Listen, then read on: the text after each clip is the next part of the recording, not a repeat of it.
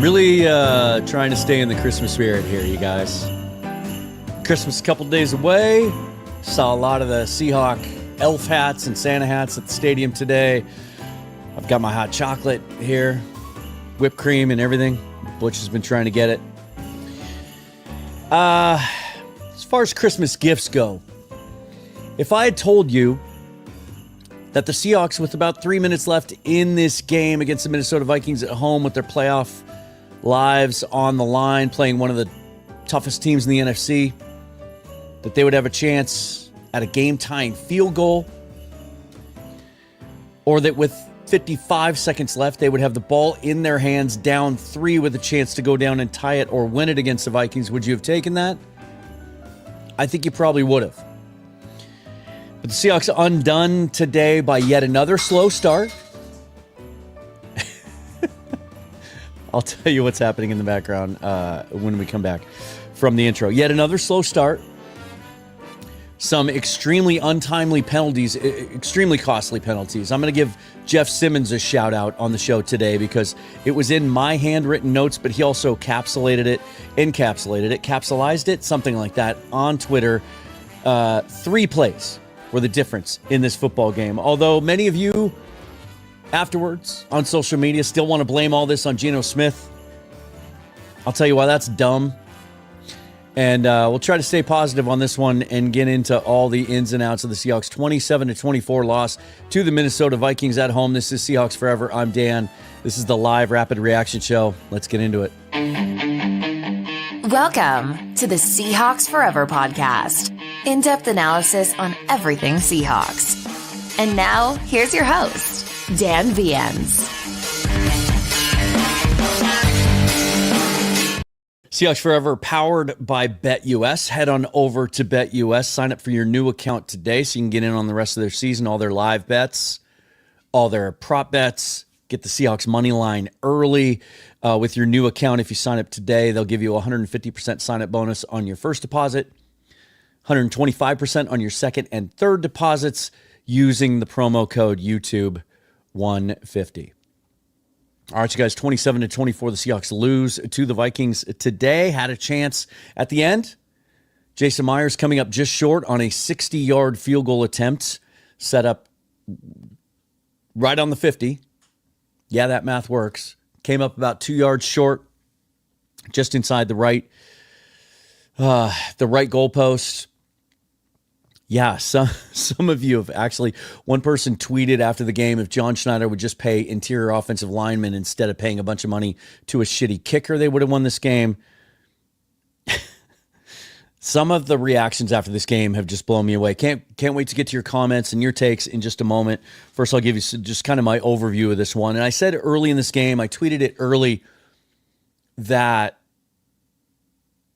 give or take, win or lose in this game, felt like the effort was there. Felt like they came out ready to play a game against a really good opponent. Really poor conditions. Steady rain throughout the entire game. Winds up to 10 miles an hour.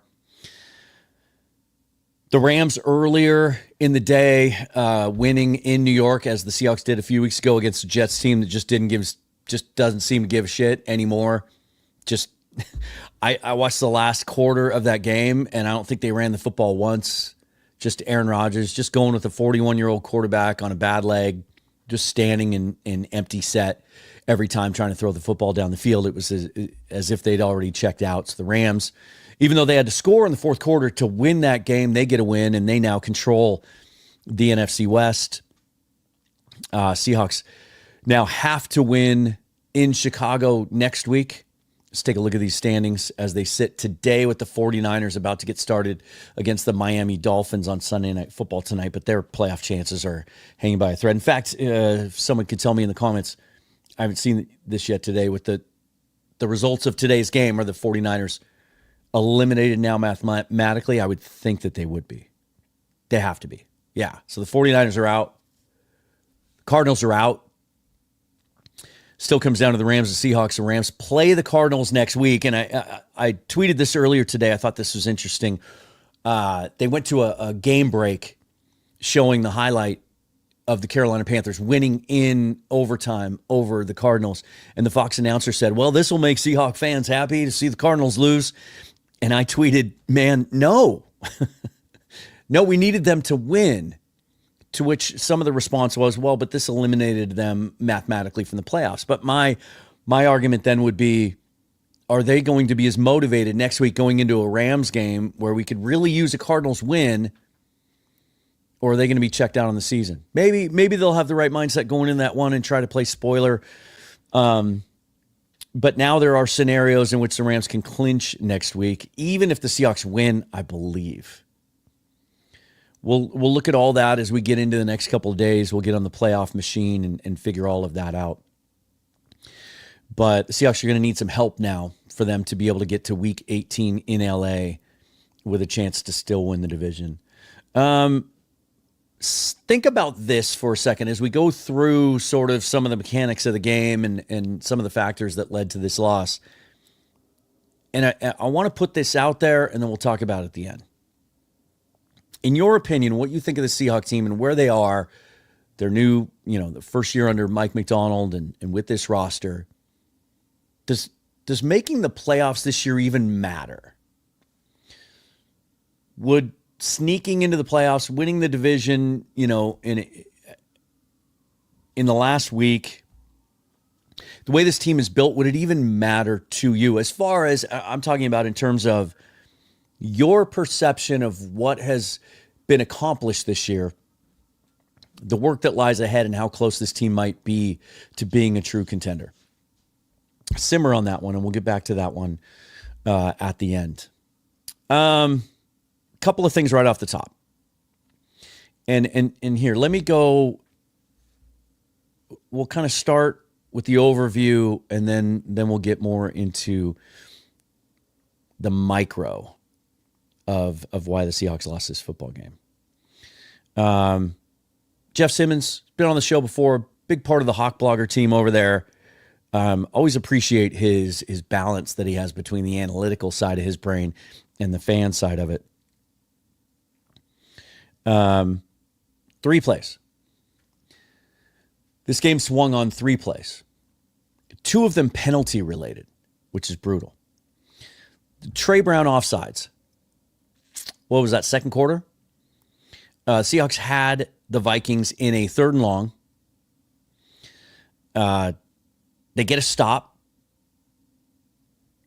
Trey Brown is lined up offsides. Like, his feet are on the line of scrimmage. Can't happen. Can't happen. Gives them new life. They get another shot at 3rd down on the very next play. Man coverage. Trey Brown going up against Justin Jefferson, who had another monster game today, and gets beat for the touchdown. It's a 7-point swing. You go from stopping the Vikings getting off the field to giving up a touchdown because of a boneheaded play. Byron Murphy face mask. Late in the game again. A chance to really rise up. The Seahawks have come back. They took the lead at one point in the 4th quarter. They come back. Massive sack. It would have been Byron Murphy's first sack as a rookie in the NFL. Just blows up the interior of the offensive line. An offensive line considered by most to be a pretty good one in Minnesota. Although they lose their left tackle about 6 weeks ago, Christian Darrisaw. They trade for Cam Robinson. He's playing left tackle. That's a downgrade. But he just blows up the interior offensive line, gets in Sam Darnold's face. Big sack, big loss of yardage, takes him out of field goal range. Face mask penalty on the play. They get new life, and they end up extending that drive. And then Geno taking the sack late in that game, which made it then a 60-yard field goal attempt for Jason Myers with about 3 minutes left. A couple of interceptions from Geno as well. The first one scrambling, thought he saw a guy cutting inside. I think it was DK he was trying to hit. Ends up being an interception for the Vikings. And then the interception late, which Mark Sanchez said on the telecast, showed it in the replays, looked like a miscommunication between Geno and DK, that DK was supposed to run a hard out to the pylon. In that sense, it looked like he had outside leverage and would have had a shot there with a good throw to get a first down, but instead kind of breaks his route off, sort of makes it look lazy yet again. Although, y'all want to blame the interception on Geno, but he was clearly frustrated, upset, throwing his helmet afterwards, and that was it. The last chance for the Seahawks with 55 seconds left. A couple of things that we've talked about all season long reared their heads again today, 2 of them, and it just makes it so hard to win in this league. And in particular, so hard for this team to win in this league, and that is, once again, they get off to a slow start. They win the toss, elect to defer, so the Vikings get the ball, and they drive down on their first drive and have to, kind of dink and dunk a little bit. And they score a touchdown to take a 7-0 lead. That has been a problem all season long for the Seahawks. And then they come out with the ball on the second drive, and they do nothing. And so for the 19th, I believe this is right, because I think it was 17 when I was in Arizona 2 weeks ago. For the 19th straight week now, so over more than a season now, the Seahawks failed to score a touchdown on their first offensive drive of the game. So that's one thing. The other one is just their inability to, and I'm not even going to say that. Take that back. Ryan Grubb's unwillingness to commit to the run game. What was it in the first half? Let's take a look at some of these stats. Here, let's do this. Let's screen share this. Shall we?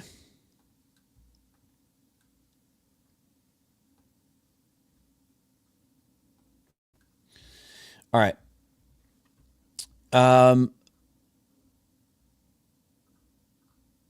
So they end up 8 carries by Kenneth Walker for 31 yards. 3 carries from Kenny McIntosh for 14 yards. 1 carry from Zach Charbonnet for -1 yard.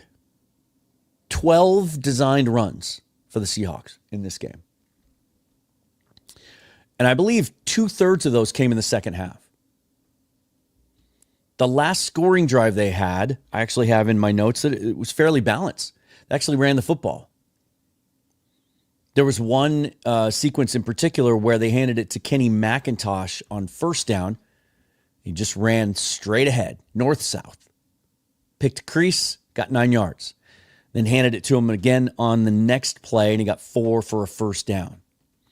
Not enough of that in the first half. First thing I want to talk about in this game, and I want to get your thoughts on it as we get into the comments. Where are you with Kenneth Walker? Because I'm leaning out at this point. Physical talent is one thing. Being a good football player is another. And I'm not so sure Ken Walker is a very good football player.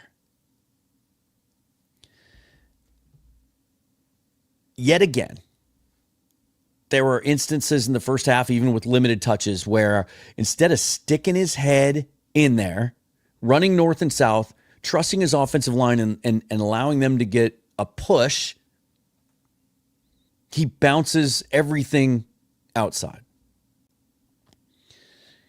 Go back and watch the broadcast copy if you have a chance. There's a couple runs early from Aaron Jones, who had, I think he had 15, 16 touches in the first half. Like, clearly that was their plan. The Vikings were going to ride him hard. A couple of 3-4 yard runs where he just dives into the pile and moves ahead. And you hear the play-by-play announcer, now I can't think of his name, but Mark Sanchez's partner, where he says, a good run there. Good solid run by Aaron Jones. That's a good run. But every time they hand it to Kenneth Walker, with a couple of exceptions, he tries to bounce it outside. There was one play in particular in the second quarter where I have in my notes, Seahawks' third drive. 3 and out. Walker, frowny face. That's what I wrote in my notes. Because he caught a ball in the middle of the field, little check down. It was second,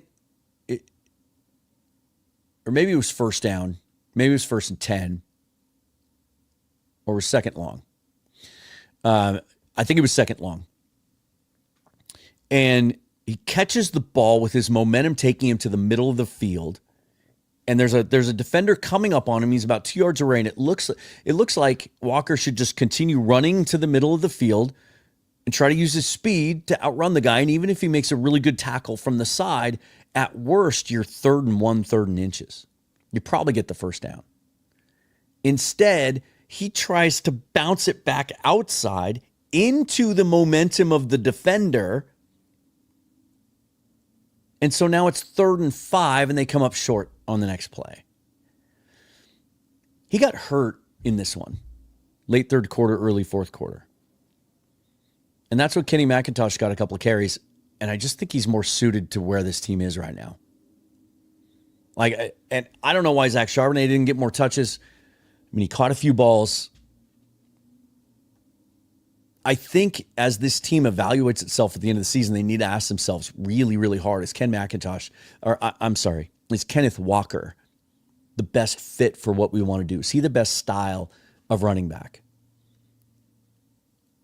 I thought it got better his rookie year. He started off this way, and then there was a correction the second half of his rookie year where it seemed like, and I recall at the time too, there was a narrative. It was being talked about openly by Pete Carroll and his coaching staff that was an emphasis, trying to get him to go north and south more, and I thought there was an improvement.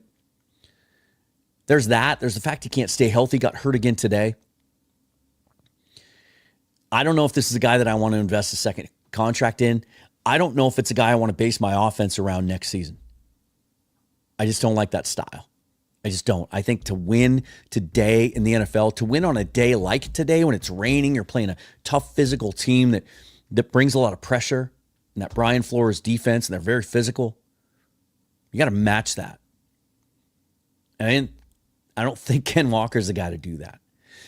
I thought the offensive line was much, much better today as a whole. There were opportunities there. There were holes there at halftime. I'll go back and look at the screenshot I took at halftime.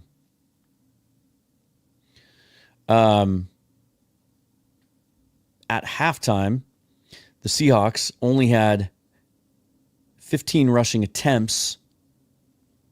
No, this is at the end of the game. 15 rushing attempts, 3.9 yards per carry. At halftime, though, that number was 5 yards carry, but on only 5 opportunities. They held the Vikings to 3.8 yards per carry on 14 carries. I keep going back to the beginning of the season when we heard this phrase out of Mike McDonald's mouth. We heard it out of Ryan Grubb's mouth a number of times. Need to figure out what we're good at, and then we can lean into that and build things around that. I feel like that's been a fault for Ryan Grubb. The one thing this team is good at is throwing the football down the field, despite the fact that they typically don't have very good pass protection. But in this game, not a single sack given up to the Vikings until the 4th quarter, and then Andrew Van Ginkel cashed in on 2 sacks. First half, pass protection was outstanding. And I thought it was a really good mix in the passing game of Geno wasn't holding the ball too long either. There were a lot of checkdowns. Not checkdowns necessarily. He was willing to take what the Vikings were giving him, but he also had some outstanding throws downfield. The drive at the end of the half to score.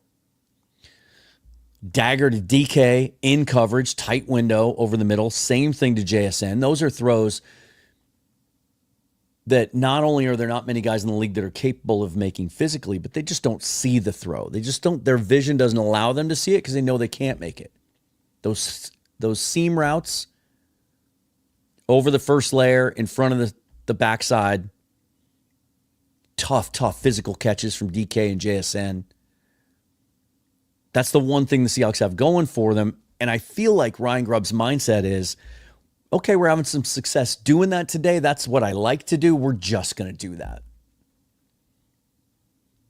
Man, I'm telling you.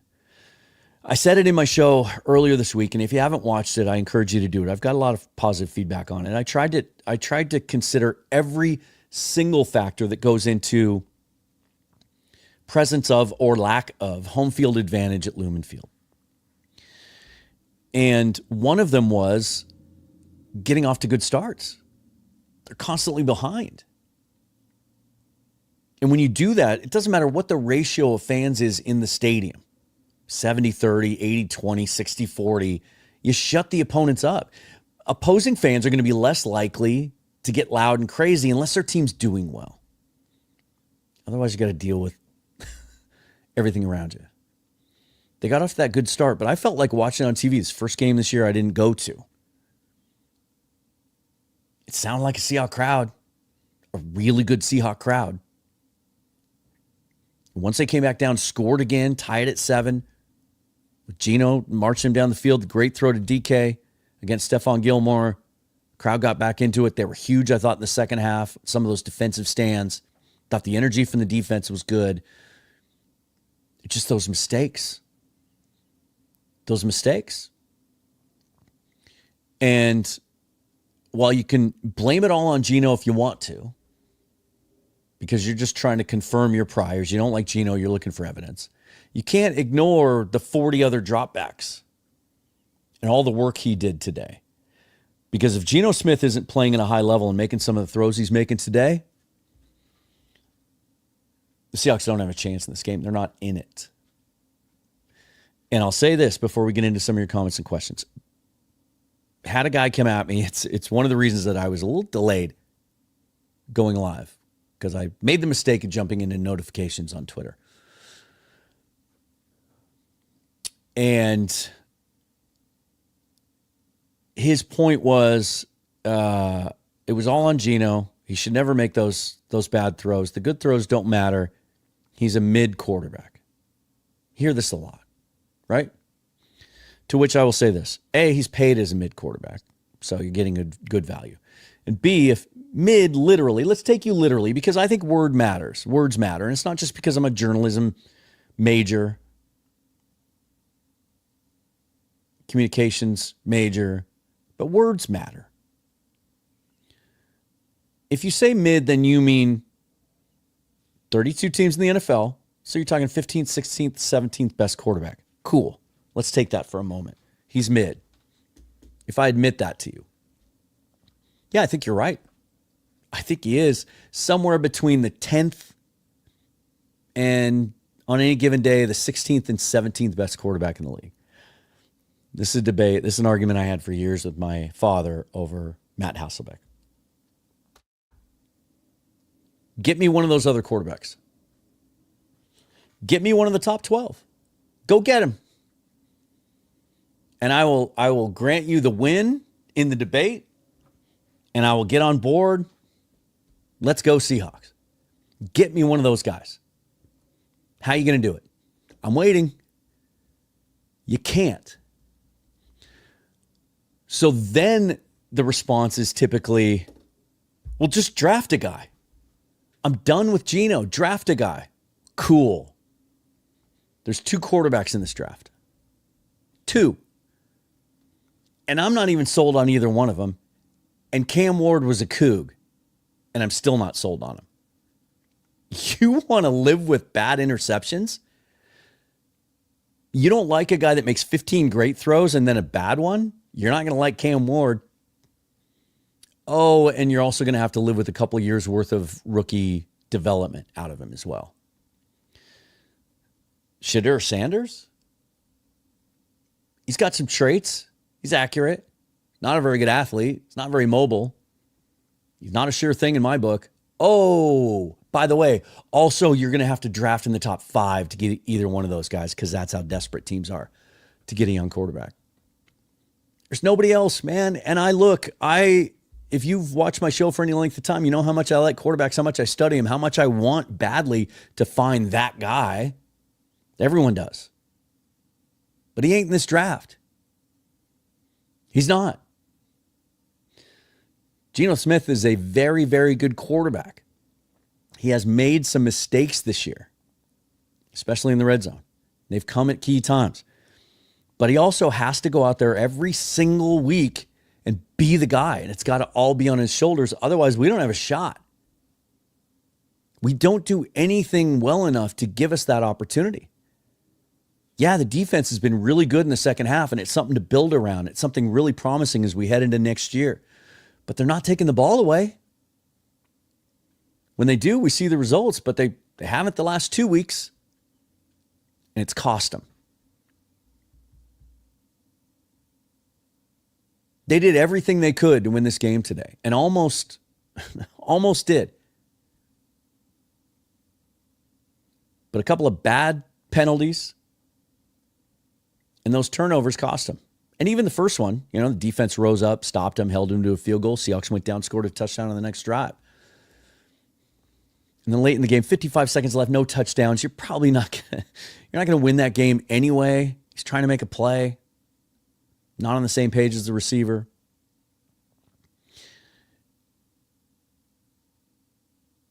I'd be curious to know, those of you that are so dead set against Geno and that think he should be jettisoned into the ether because of that last interception today, if you also felt the same way about Matt Hasselbeck after he threw the pick six against the Packers in the playoffs in what was that, 2004, 2003, because Alex Bannister cut off his route.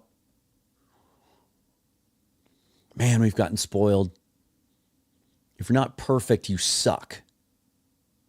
Despite the fact that some of the best quarterbacks in the league throw interceptions, make mistakes. But you know what? At the end of the day, people are willing to forgive it and forget about it because they can run the football. They can win in other ways. Right now, the Seahawks only have one way to win.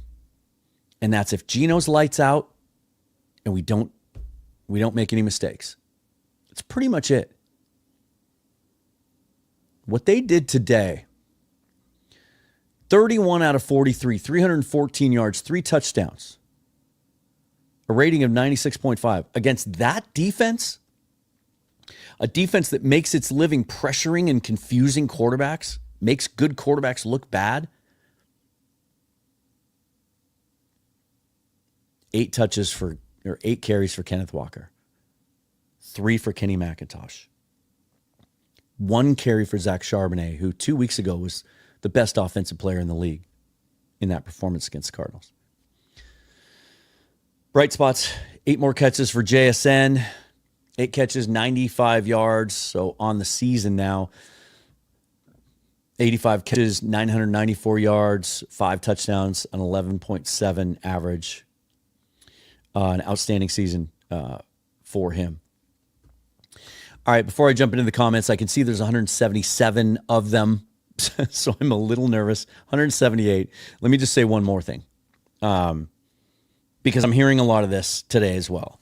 I've already gotten some of it on social media. Here's what you do in the off season. You cut this guy, you trade that guy, you cut this guy, you trade that guy. So many of you want to trade DK Metcalf.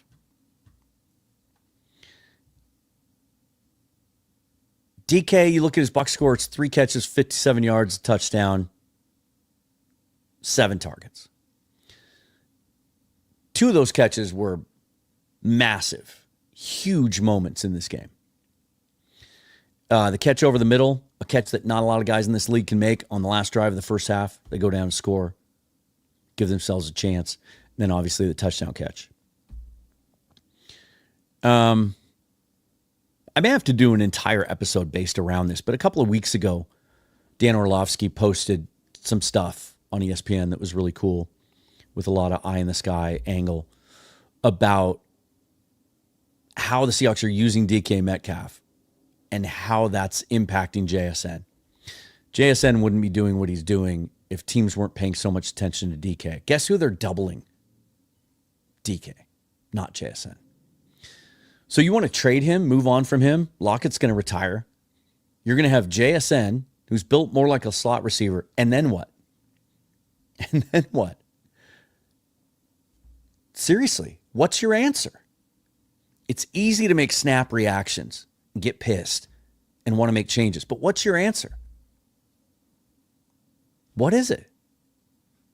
You're going to go into next season with JSN and Derek Young and Cody White? No, we'll draft a guy. Okay, well then that's that pick that you're going to use on an offensive lineman, right? Don't you want to fix up the trenches? Don't you want to add another dynamic pass rusher to that defense? Because I'm telling you, Uchenna Nwosu's a part-time player at the moment. Cats are having a field day behind me. So you can't use a high draft pick. It's not as good a receiver draft as the last few have been. Free agency is usually just a bunch of nothing, guys that have been given up on, a lot of it because of attitude, failure to fit. What's your answer? You want to come at me with a big, giant, impactful move like that? Then tell me what your answer is. Because hope is not a plan. Just get rid of Geno because the money matters, and let's save the free agency dollars, and we'll figure it out. It's not a plan. It's the kind of plan that gets GMs fired, coaches fired, gets you drafting in the top 5, and I'm telling you guys, that's not where you want to be. I know y'all play fantasy football. Y'all do the mock draft sims like I do. It's not where you want to be. I'm telling you right now, it's better. It's a way shorter path to the Super Bowl to go from 20th in the draft, which would be the 10th best team, right? You see what I'm saying? To be on the verge of a playoff team with a mostly young roster than it is to blow it all up. I know some of you might think that's the more fun way to do it, the shiny new toy, but it's not. Let's take stock of what we know about this team after 15 games. What's good and what's bad. We know this team can play defense now, and there's an opportunity to bring back this entire defensive roster next year. Now, you might not want to bring them all back. We can have a discussion about Reek Woolen, but you can bring them all back, and likely will. So now you get to start off next season knowing you can stop good football teams. You can slow down good offenses. At one point in the second half, the Seahawks forced the Vikings to punt, held them without a first down on 4 out of 5 drives. So there's that. We also know they can throw the football. And they can beat teams downfield, keep teams on their heels. What can't they do well? Can't run the football. Can't run the football, and they don't take the ball away consistently enough. Those are the two things holding them back from being a good team. All right, let's get into the comments, shall we? Right off the bat, man. This has to be a joke, right? This has to be a joke. Jeffrey Mulligan, give Jaron Hall the start at Chicago. I'm sorry, I try to keep this show clean because I want it to be accessible to as many people as possible. But are you fucking kidding me? Has to be a joke. Come on. I don't even know if I can get into this yet. So let me do this real quick. This show is brought to you by BetterHelp. I really do hope that all your holiday seasons are bringing you the joy and the peace you deserve, despite how your football team performs on Sunday, right? And I get it, because there's a lot of things I love about the holidays. I love sweets, man. I have a big sweet tooth. I love baking cookies. I have a whole kitchen island full of ingredients. I'm going to start baking cookies. People at work depend on it. They start asking me about it in November. But football is often, an escape for me. It's a distraction. It always happens at the end of my work week, a very grueling work week. It's the hardest time of year for me at work. And so I get to escape into football. And sometimes that's hard too. Like today, right? But if there's anything else you're struggling with in life, anything more impactful or dynamic than that, be it just the daily grind of the rat race or something deeper, give BetterHelp a try. If you've ever thought about trying therapy, you can do it now from the comfort of your own home. It's entirely online. It's designed to be convenient. We'll match you with a licensed therapist after a brief questionnaire. And if you don't like that therapist, you can switch at any time at no additional cost until you find the right match for yourself. Find comfort this December with BetterHelp. Visit BetterHelp.com/forever today to get 10% off your first month. That's BetterHelp, HELP.com/forever. Also, if you're looking for last minute Christmas gifts, you want to buy the one you love, the best pair of jeans I have ever worn, and I'm a jeans dude, go to Doer, DUER, built for doing. Flagship stores in LA and Denver. They specialize in lifestyle apparel for any occasion, featuring sustainable materials, antibacterial, breathable. Their stretch denim jeans are the most comfortable things I've ever worn. They have 20% stretch in them, but they're built to last as well. You can tell by the workmanship when you take them out of the package. And right now, my listeners can get 20% off your first purchase when you use this exclusive URL, shopdoer.com/forever. That's shopdoer.com/forever. It's such a great deal. I know you'll love your doers as well as I love mine. 20% off now over at shopdoer.com. All right, let's dive into the rest of these, shall we? I love you guys. I just don't always love your behavior. Here's the kind of thing, and I can say this because I've been there and I've done it. I've been guilty of it. I get it. The last route was terrible by DK, but I'm also done with Geno. That pick he threw early cost us 3 points. Geno is done. What a waste of a season by Brian Barajas. Waste of a season? How exactly? How is it a waste of a season? We've developed a defense, identified inside linebackers, identified some studs that weren't starters at the beginning of the year, Kobe Bryant, Josh Jobe. Every game is a learning experience and a growing experience, so we have a defense. On offense, we've gotten valuable playing time for some young players, especially on the offensive line. And it's all evaluation. This team could still win 10 games. How is that a waste of a season? A coaching staff learning how to coach together. And again, you're done with Geno because he threw us a pick. Okay. What's your plan? What are you going to do? Because I'm telling you, man, if they just punt Geno and he goes to Carolina, just as an example, who's poured a bunch of resources into their offensive line, or he just goes to Team X and has outstanding pass protection and a good running game, and he throws for 4,500 yards and 30 touchdowns and takes his team to the playoffs, and you're stuck with Kyle McCord struggling as a rookie, and all of a sudden you look up and you're 3 years away from being any good.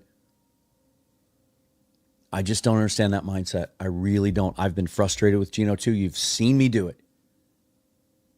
The home 49er game Thursday night when he threw the pick that later, on all 22, you could tell, and they made a big deal out of it. It was DK cutting off his route. Wasn't really Geno's fault. He's the only reason we have a chance to win some of these games. He's the only reason this team was in this football game today.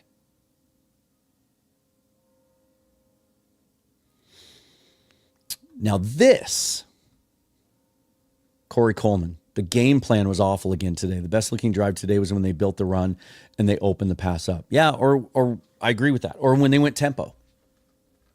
Right? When they're forced to have to go tempo and no huddle, that works. We just don't see it early. We see other teams week after week after week. We see other teams, and these are all McVay tree guys that we're facing the last couple of weeks and will continue to face for the rest of the year. Thomas Brown in Chicago is a McVay guy, and then obviously we're going to face McVay, but O'Connell was, and LaFleur was last week, and these guys heavily script the first part of the game. Their scripts are working. They're working, and then we have to adjust, and we are adjusting, and we're slowing things down after that. Why can't we script anything? I haven't seen anything yet from Ryan Grubb to show me that he's learning on the job and adjusting and improving. I'm just not seeing it. He'd be a great passing game coordinator. Because we do see, even when teams, that's the other thing to keep in mind for you anti-Geno haters. Teams know that's the only thing we can do. That's all we're good at. And so when they game plan the entire week to face the Seahawks, what are they game planning? Spread, empty backfield, Geno trying to get it to his outside receivers. And he's still giving us a chance to win. I did think early on they spread the ball around well. At one point, 6 different receivers had a catch, and nobody had more than 2 catches. You had Jake Bobo had a catch early, Noah Fant, all the receivers did. I thought that was good. He just didn't have a plan in the run game to get it going earlier. It's really hard to watch. It's really frustrating. It reminds me of the end of the Mike Leach era in Pullman when I was just kind of done with that approach. Appreciated everything Leach did for that program, but just his refusal to run the football or do anything differently. And I saw other accusations again today that here we go again, where when we go under center, play action, the play action fake is to the weak side, but we never actually run the football to the weak side from under center. So there's teams that study us well. They're not going to bite on that. I think Grubb's over his head, and I really like him. I really like listening to him talk. I think he's a smart guy. I think you know what? Mark Sanchez used a term today in reference to Sam Darnold that I absolutely loved, had never heard before, and I think this might apply in this case. He said that Sam Darnold is such a different player now than he was early in his career that Kevin O'Connell it appears that Kevin O'Connell gave him a software download. I love that. I'm going to steal that. I'm going to use the shit out of that. Ryan Grubb needs a software download. I think he's still, all the success he built in college was obviously going up against college level competition, but also the wider hash marks, which give you some advantages in how to spread teams out. And also at UW, you had the best offensive line in the country, and that allows you to do so many more things. His wiring just won't allow him to adjust. And I don't know. I think it's the biggest question facing this team heading into the offseason. It's not the quarterback position. It's not what they do on the offensive line. It's first and foremost, before you address any of that other stuff, is he the right fit for the way Mike McDonald wants to play football? Because yet again, we came out against a team that's physical, that does hit you with balance, that is willing to run the football and sticks with it throughout the game, and that plays incredibly physically on defense. And we didn't match that on offense. We didn't have an answer for that early, and so we're playing from behind yet again. And yet still almost found a way to pull out a win. I'd rather be flying an X-Wing. Thanks for the beers. Bought me some beers on buymeacoffee.com the other day. Really appreciate the support. Still pro Geno. Today was a rough day, but bigger problems to fix. Given the choice between a new quarterback and a new offensive coordinator, I think I'd take a new offensive coordinator. Yeah, I get it too. It does sound like we just continue to make excuses for Geno. But you have to consider context. If you put the best quarterbacks in the league behind a bad offensive line and don't have a running game and just drop back 45 times a game, they're not gonna put up MVP numbers. Josh Allen's not gonna succeed as much in that environment. Patrick Mahomes, we're seeing him not succeed as much in that environment this year. They're winning, but he's not playing that great, and he's in the top 5 in the league in interceptions. Yeah, I think it's a problem.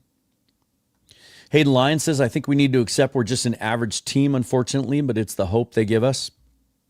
Yeah, there are, even in the losses, there are moments in every game where you can see,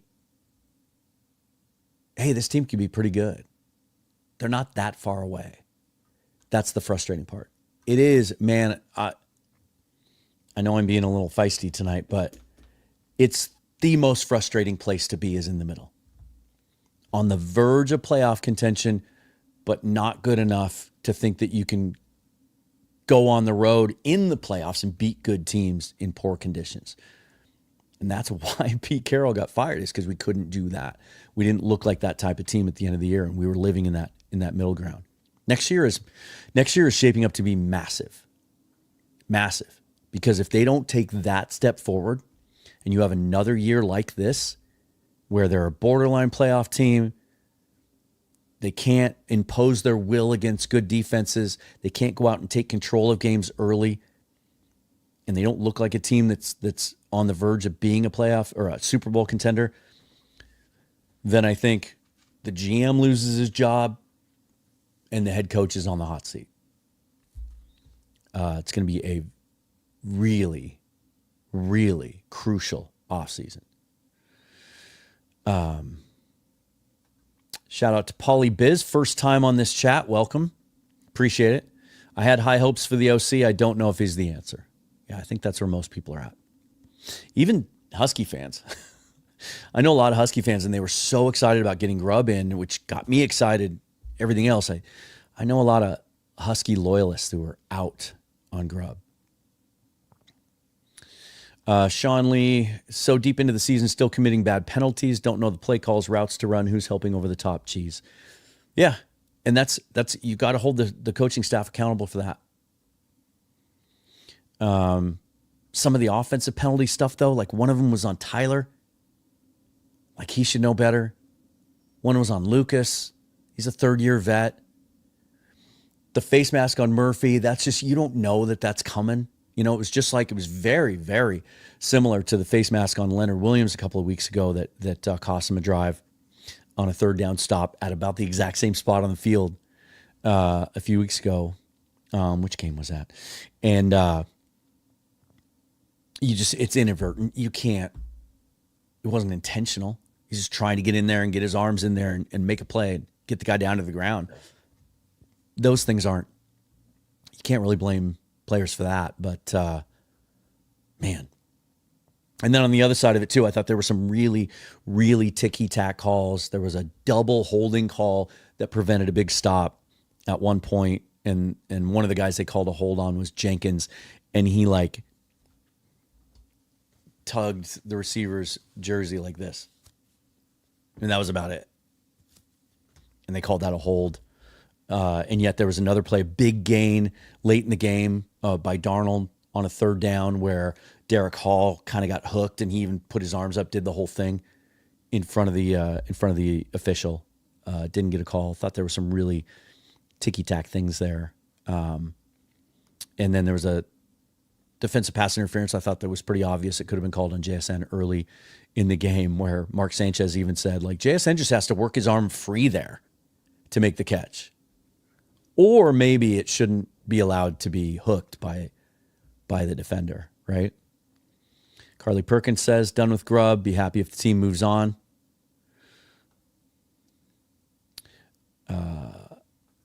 Wait. How do I get this up here? Hold on. Here we go. Rilo DeMac. Rilo DeMac Music. Thanks for the super thanks. Really appreciate the support. Grubb has potential, but I don't think he's ready yet. We need a new OC. Invest in offensive line. Recast to go. Most game-changing plays this season were made on him. Yeah, he just, yet again, the last touchdown that proved to be the game winner against Justin Jefferson, it looked at first like he started to go with him, and then he held up. It looked like maybe he thought Julian Love was supposed to take him over the top in zone, but then it seemed like, oh shit, I gotta go. And he started trying to use his makeup speed to get there, but Julian Love was late getting there too. And that was one where, there was pressure on Darnold, and he had to move up in the pocket. And it was a great throw from him, but it looked like a busted coverage. It was one of the only ones of the day, and it was just really, really, really unfortunate. He just doesn't seem, give him credit. There was a play, he broke up a touchdown in the end zone, perfectly played ball. I do feel like he's more willing to come up and run support this year. It just seems like year 3, there's just things where he gets caught, and he gave up a catch today, like a 10-yard out, where he just didn't get the jam on the receiver at the line of scrimmage. He's longer than all those guys. He should be able to use that to his advantage. It's what made Richard Sherman so good with that kind of length. Really started that trend in the NFL of teams looking for longer corners. But he just isn't good at that. He just doesn't really disrupt opposing wide receivers' routes. Here we go. Hawks Zone Rundown Seahawks podcast. Is this Ryan or Bryce? Who do we got here? Which one of you is in here? Good to see you, whoever it is. I know Bryce is down here. He was at the game yesterday. I'm going to meet him for coffee tomorrow. Here's Hawks Zone Rundown again. I really think Grubb was, again, the number one reason for the loss. He refuses to stick to a run game all year long. I can't see how he's back. Keep in mind, a couple of things. I think this is important to address. It has been widely reported that Arthur Smith was the top target of John Schneider this offseason as offensive coordinator. But Smith didn't want to wait around because the Seahawks had to wait the process out to get Mike Macdonald. Didn't want to miss out on the job, took the Pittsburgh job. You see what he's doing now in Pittsburgh. He's a perfect fit down there for how they like to play football. And he's really been good for Russell Wilson. They're balanced. They run the ball physically. That might have been a really good match. You know, he also had great success in Tennessee with a number one wideout and also with a tight end. Jonnu Smith had huge years down there. So a lot of balance. And then, of course, we know what Derrick Henry did during his time down there as well. So that was the first choice. And then Brady Henderson reported last week that his sources have told him that in order for Grubb to convince Mike Macdonald he's the guy, he had to sell himself on being able to run a balanced offense. He had to sell that, convince him, I'll do that for you.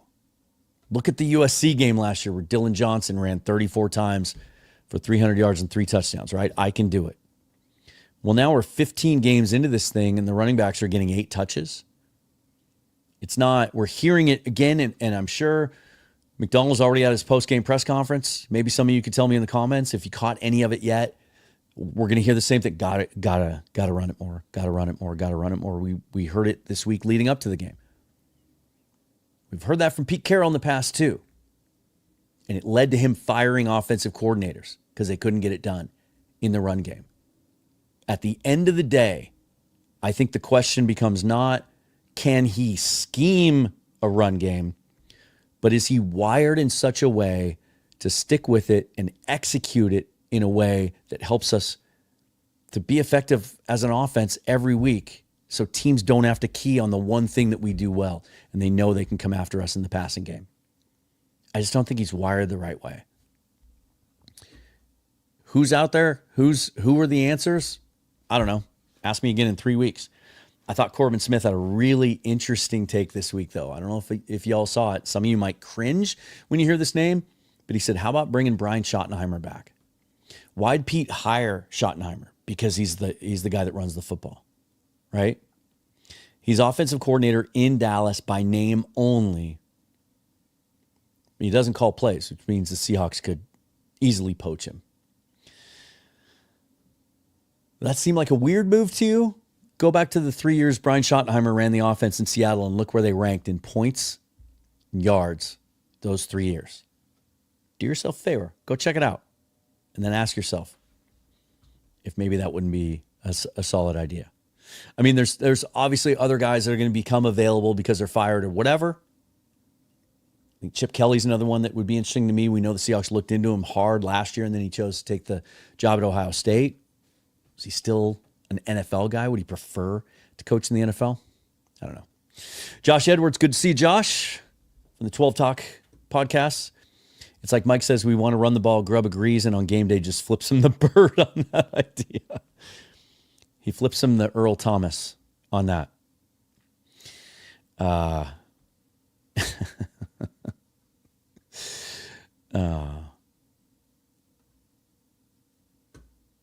Nothing but interceptions, huh? Go read the box score. Go watch the game again. I'll also blame McDonald for not taking control of his team. Ryan Grubb should not be in the building on Monday. You have a chance to win a division. You're going to fire your offensive coordinator with 2 games left. There's more to being a head coach than just making reactionary decisions like this. It's, you have to manage the players, the personalities, the locker room. Unless you feel really, really strongly that Jake Peetz is a star in waiting, I don't know. That's tough. That's a tough call. But I also just don't see Mike Macdonald being that type of guy. He's not an overreactor. I think he's a very intellectual, measured guy in how he does things. This will be evaluated in the offseason. It'll be evaluated quickly. I think they'll move swiftly to make a decision. They'll either come out the week after the final game, regardless of how the season turns out, and either endorse Ryan Grubb and make it clear they're bringing him back, or they'll make a move.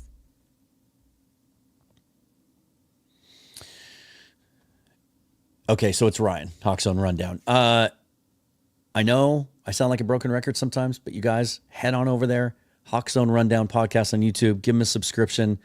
They're so close to 1,000 subscribers. That's a big deal when you have a YouTube channel. Help them get there. They do some great work over there. Let's see. Kind of a lot of the same. I like to do this sometime. We'll go to the, scroll all the way down to the newest comments. Tasha J says, I'd be okay sticking with Grubb another season, but only if he has some help. And this may be the way they do it. Remember, Greg Bell, speaking of the Hawks Zone Rundown, went on with those guys a couple weeks ago. You've seen Greg on this show before. Outstanding analysis. Beat writer for the TNT. And he said they didn't hire Ryan Grubb for one season. They hired him with the big picture. They knew it was going to be a transition. They knew it was going to be a development curve for him to learn how to be a play caller in the NFL versus college. So they're not going to make a reactionary move like that. That's coming straight from Greg Bell. So that might be the decision. In which case, then I think the focus goes back to the offensive line, and you absolutely have to do everything you can to try to improve that line so they can run the ball more effectively, so that Ryan Grubb can have the confidence that he can run the football effectively. Chris Vanderslice, $5 super thanks. Thank you so much for the support. Face mask on Murphy I think was big, but maybe we have to look for a new offensive coordinator in the offseason. I'm not sure. It's the hard part of it too is, again, man, I really like Grubb. I like him. I like listening to him talk about football. I never listened to Shane Waldron talk about football and was captivated. He just was so, I don't know, it's hard to describe. I think Ryan's a really smart dude. Maybe he's just belongs in college football. Maybe he does. Maybe he goes back, he gets another big time job. Maybe he goes back to Alabama with DeBoer, but he wouldn't be out of work long. I think he'd be hired by the end of the week if he was fired following the Rams game. And then maybe he gets back on his path of being a head coach in the NFL, in college. Maybe that's just where he fits. But it wouldn't surprise me if they bring him back again, just because I do think it's an organization that prides themselves on not being too overreactionary and on believing in their guys. That being said, they gave the boot to Jerome Baker and Terrell Dodson at midseason because they were unhappy with the linebacker play. We're going to find out soon. We're going to find out 2 weeks from now. Do I think Geno Smith, this is from, I'm sorry, I can't pronounce your name, so I'm just going to say thank you so much for the support. Really appreciate it. You think Geno will be the quarterback for 2025? I do. And again, this comes down to options, right? If you move on from Geno, what are you going to do? You're going to go out and sign Sam Darnold? Okay. Or you're going to pay $40 million a year minimum to do that on the open market. And for those of you who don't like paying Geno 25, do you like paying Darnold 40? Now, if that's the way you want to go, that opportunity will exist. Sam Darnold is going to be an unrestricted free agency or a free agent. And he might like this opportunity up here. He might see Seattle as a team that's close to winning, and he doesn't want to go be a bridge quarterback to a young, struggling team that's looking to find their next young franchise quarterback, right? He's done with that. There aren't many other options. 41-year-old Kirk Cousins, hoping for a bounce back from one of these young guys that was a bust. Zach Wilson, right? I know a lot of you, man, people have come at me today with Justin Fields. I just don't think he's the guy. I just don't ever see him becoming a surgeon in the passing game, and I think that's something Schneider values and wants. And it's just not there in this draft. Now, do I want to draft a guy and take a shot at a guy if you think there's someone there with some ceiling and some upside? Hell yes. They need to do that. I had hoped Sam Howell would be that guy, but I don't think we see that. But you want to take a shot at a guy with traits on day 2 or 3? A Will Howard, maybe? And try to develop him? Okay, 100% I'm behind that. But you can't count on that guy. There's nobody in this draft you can count on to be a rookie starter. So the idea that just get rid of Geno because of the interceptions and he costs too much and we'll save the money and we'll spend that on the offensive line and get a rookie quarterback because that gives you advantages. Look at the track record of top 10 picks. It's so bad. You think you're going to get a guy on day 2? Or is your idea to mortgage the farm and trade everything you have to move all the way up from 18 to 5 to get Cam Ward? If that'll even do it for you. And then you're going to put that guy behind this offensive line, and now you don't have the resources to go fix it? It's tough. It's frustrating. I get it. I wish I had easier answers for you, but sometimes staying the course is the right answer. This offensive line isn't as far away as some of you think. Look how well the pass protection held up the first 3 quarters of this game against one of the best pressure defenses in the league, a defense that knows you can't run the football, so they're coming after you with everything they have and all this exotic blitzes that Flores has and that he can throw at you, and they held up pretty well. And those guys are all young, except for Tomlinson. He's got to go. Okay, so you go get one really good vet in free agency. Doesn't have to be a superstar. You don't have to throw $25 million a year at Trey Smith to fix that spot, right? And then you draft one more really good guy to throw in the mix. Because I'm telling you right now, I think Sataoa Lamea, he had a bad game last week. Thought he was much better this week. I think he looks like a long-term starter. I think Lucas looks stronger and stronger every week. I was doubtful last week. Maybe he's just not getting that strength back, that base to be stout. But we're now, 6 games in to him being able to bounce back and not miss practice time and not limp and not... Oluwatimi has played well, but I actually like Jalen Sundell better, so there's another guy you have in your program. You go get a left guard and you add one more guy with upside to the mix. You might not be as far away as you think you are on that. Rilo DeMac Music, another super thanks. Appreciate it. What if we bring in Tyron Smith or Taron Armstead? Those are the types of veterans you're probably going to be able to have a shot at. My only issue with those 2 guys in particular is their tackles. And regardless of what you think about Charles Cross, yeah, he's not becoming the all-pro we hoped he would become as a top 10 pick. But he's good, he's solid, he's dependable. You got to extend him. Lucas looks like he's back to where he could be a mainstay, and now another offseason of, rehab and getting back into football shape, maybe getting back to where he was, being able to have a full, healthy offseason where he attacks the process, where he's not held back by that injury. He could be a mainstay still at right tackle, and he's going to cost you a lot less on an extension now because of the injury history. Mike Jarrell, I still think has starter upside, and he's young. He's a rookie. You keep him around. You got Lamea. You got Christian Haynes. Haven't given up on him yet. If the team has, they should be able to flip him for a day 3 pick next year. And I like some of the pieces we have at center. It's not all lost. It's not what's the old term? Throw the baby out with the bathwater? You don't want to do that. Just because the offensive line hasn't lived up to your expectations doesn't mean you get rid of the whole group. There's pieces there, and I think they're coming together.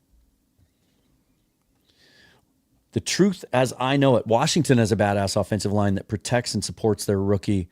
Yeah, they do, and that's key.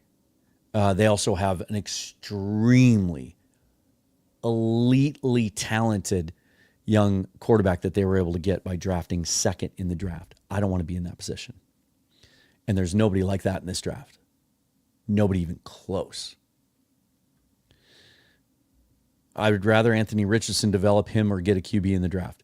Anthony Richardson has never completed more than 50% of his passes in his entire life. What makes you think that's going to happen overnight? Never done it at the college level, not doing it at the pro level. If you want a guy like that, also he's not available. and there it is. Alien Wizard, get a QB in the draft. I can't think of many statements that tell me more about how little you know about football. Get a quarterback in the draft. Okay. Who? First of all, we don't even know who's in the draft. We don't know if Quinn Ewers is coming out. We don't know if Kyle McCord's coming out. But if that's who you're hanging your hat on, like I'm a Ewers guy, I don't think he's coming out. If he is and he's there on day 2, take him all day long, but you're not starting him as a rookie. And this one, Dune, I know you're a regular contributor and I appreciate that, but you're joking, right? You're joking. Have you watched the XFL? It's the same 8 guys every year that just keep coming back because they want to make 80 grand playing football and they don't ever get a shot anywhere else. There's no guys there. Alien says he can move better than Geno. So can Malik Willis. So can Dorian Thompson-Robinson. I can name 20 guys in this league that are backups that would be available that can move better than Geno that you do not want starting at quarterback for your Seattle Seahawks. Now, here's a name that I kind of like. And I put out a mock draft the other day, Jalen Milroe. I think the guy's got all sorts of upside, more passing upside than Anthony Richardson, and moves just as well. I don't think he's coming out. If he does, he'd be a guy I'd be really intrigued by. But again, you don't play him right away. So you're still keeping Geno. All right. Let's see. Seahawks fan 72. Too many fans with too little patience. Yeah, I don't know where this came from. I don't feel like it used to be this bad. I think maybe you win a Super Bowl, you get spoiled. Like that becomes the standard, you get spoiled. Maybe that's it. You know, I read a column 20 years ago now from Bill Simmons. He was with ESPN at the time, but now he's obviously gone on to found The Ringer, does a bunch of really cool work through them. And he wrote about how as a longtime Boston native and Boston fan and the curse and everything else there, having to live his entire life without seeing him win a World Series, they finally did in 2005, and it kind of took the pressure off. It allowed him to go into every baseball season from then on with not as much anxiety because he got to experience that. But I feel like here in the Northwest, I feel like it's gone the opposite way. That now our expectations are way too high and we can't even enjoy the wins. I mean, so many of you have so many horrible things to say about this team and the direction of it and the extreme lengths that you want to go to change it, even after wins. The wins aren't good enough. I think as someone who's born and raised in this area, I've grown up, I joke about this all the time. I grew up a Seahawk fan, Mariner fan, Sonic fan, and Coug fan. So you want to talk about a life of disappointment and frustration as a sports fan, right? Everything the Cougs have gone through year after year, losing the Sonics, having them be so close to I got to experience a championship, but I was 13 years old at the time. And then seeing them come so close in 95 to another one, but Jordan comes out of retirement to ruin that. And then all the disappointments of being a Mariner fan. My goodness, being good, not good enough, being so close. Maybe we just, the want to, as a Seahawks sports fan, is so strong. We just want to experience that again because of how Super Bowl 49 went. That I think that the disappointment and the pain of being literally a yard away from back-to-back championships, wanting to get back there again and watching that group unable to get back there again. Maybe that's just that pain has been way too hard for some of us to reconcile. I don't know. Maybe it's the same in every market. I don't know because that's not where I am. This is home, and you're the people I interact with and engage with. Maybe it's like this everywhere. Yeah. I don't know. Carly Perkins says, I think Cross improves with a better guard on the left side to help him. I agree. I also think, and I've seen the analytics that support this, the Seahawks leave their tackles on an island as much as any team in the league. And so even when things were going poorly, when there were pass protection issues with Shane Waldron, we would see him immediately. The next week, he'd come out and go heavy 12 personnel, sometimes 13 personnel, 3 tight ends. We don't see that from Grubb. He's like, screw it. I trust these guys. I'd rather go 5 wide and spread my guys out. But yeah, they leave Cross on an island. They leave Lucas on an island, even if they're struggling. Even when Michael Jarrell or Stone Forsythe was in there, really having issues with some of the better pass rushers they were facing. No help. No help at all. I do think that's a contributing factor for sure.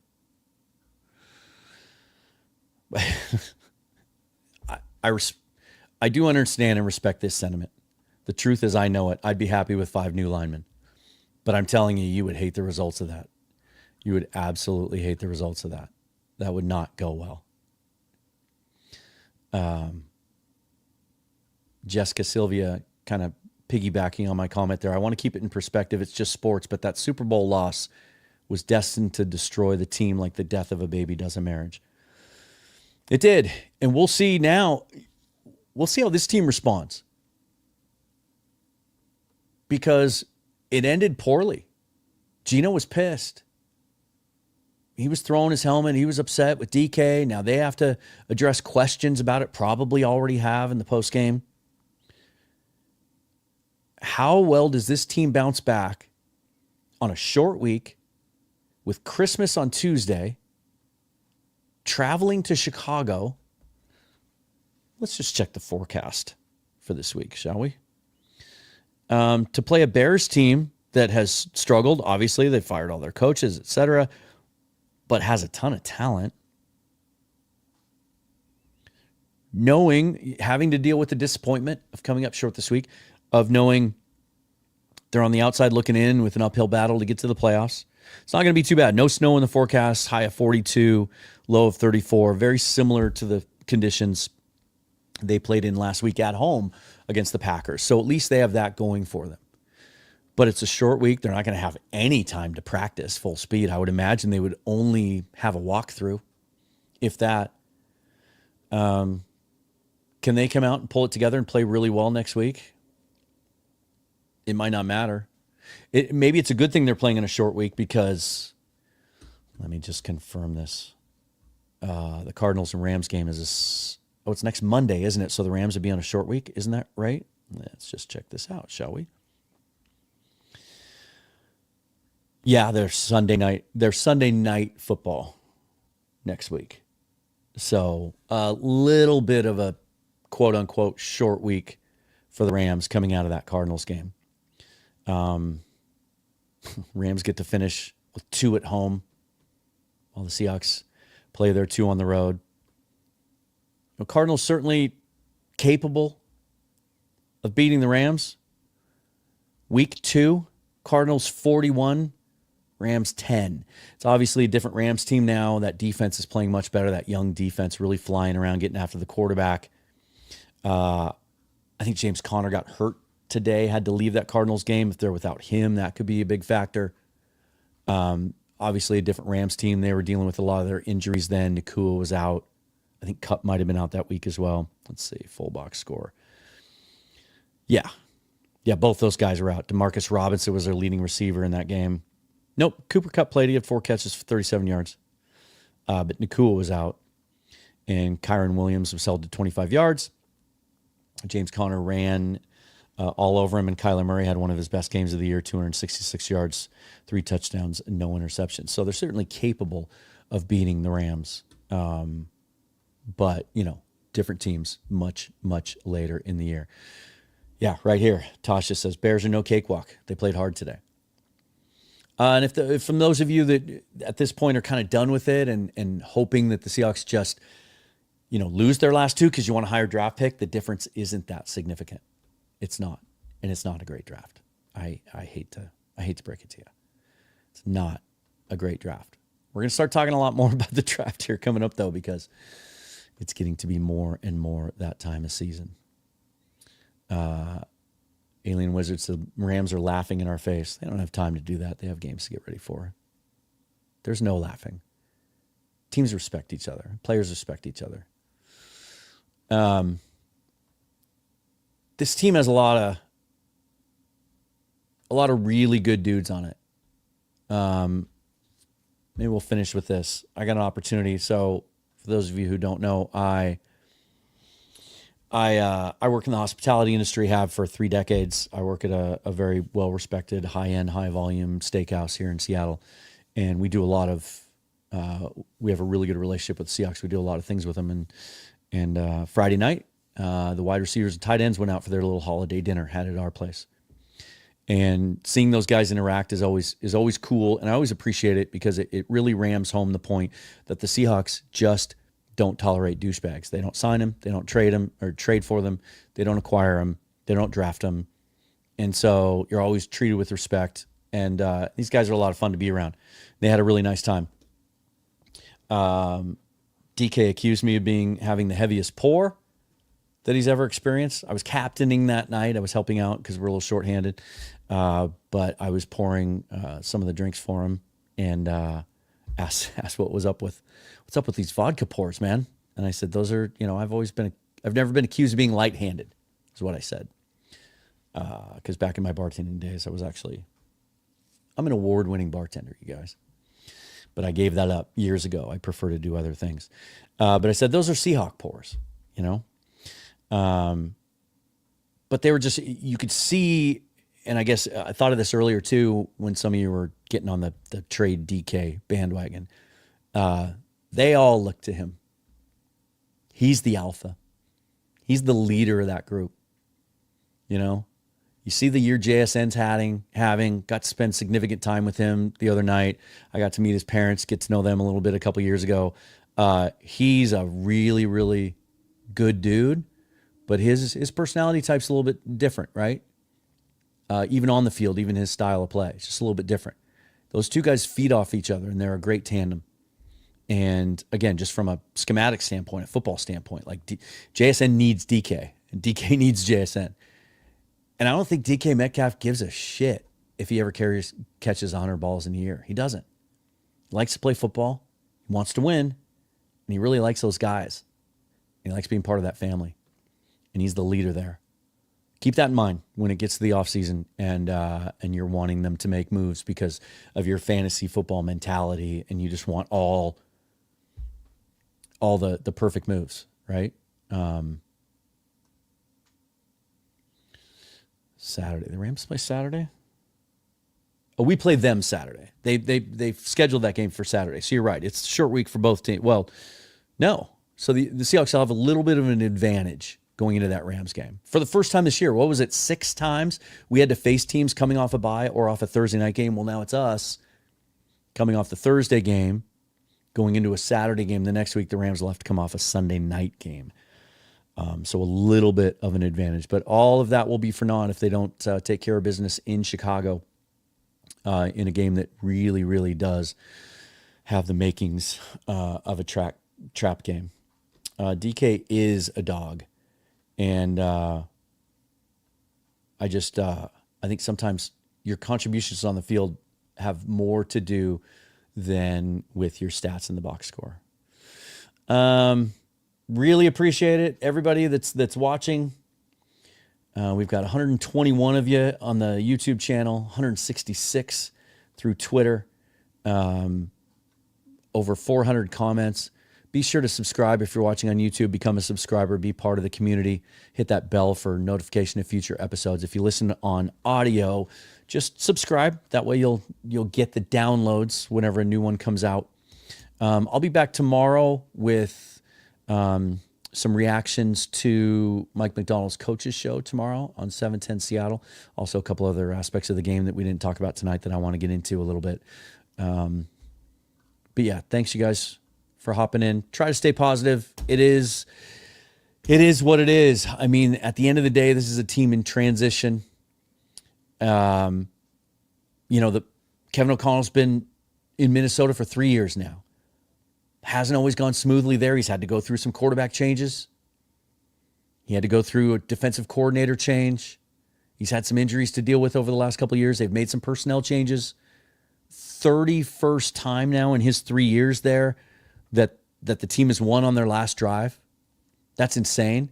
So everything that you see that they're building that you like there, it's had its ups and downs, and they've had some development to do. It doesn't always happen overnight. I'm a huge Kevin O'Connell supporter. But also 31 of those wins in the last 3 years. Do the math. It's more than 10 wins a year on their last drive. They're not a dominant football team. And yet, they have a shot at the number one seed in the NFC and a shot to go to the Super Bowl. That's the fine line in the NFL. That's how close a team can be to being a 7-win team or an 11-win team. Yeah, the Seahawks have some bad losses this year. The Giants lost. They should have never lost to that team. We know that now. We didn't quite know it then, that the Giants were going to be as bad as they were. And, of course, they played their best game. They were about as healthy as they could be, except for Neighbors being out. And the Seahawks had all sorts of issues on defense in that game. Shouldn't have lost that game, but they did. And even then, had a shot at the end. Should have beat the Rams. Absolutely should have won that game. Be a different season. This loss would be so much easy. There would be no stress right now if you take care of those two games. But we're talking about two games that occurred in the first 7 weeks of a new regime. There are adjustments to be made. There is a learning curve. And there's some personnel improvements that need to be made. Try not to panic. Try not to overreact. This team is still very capable of going out and winning their next 2 games and winning the NFC West if they get a little bit of help next week. And if not, then we get to look forward to going in the offseason way farther ahead than we were coming into this season because they have a defense and we have that foundation that we can build around, try to fix some of the other issues. Let's do this. Let's go out on the right note here. I can't play any real Christmas songs, but this one I have the rights to.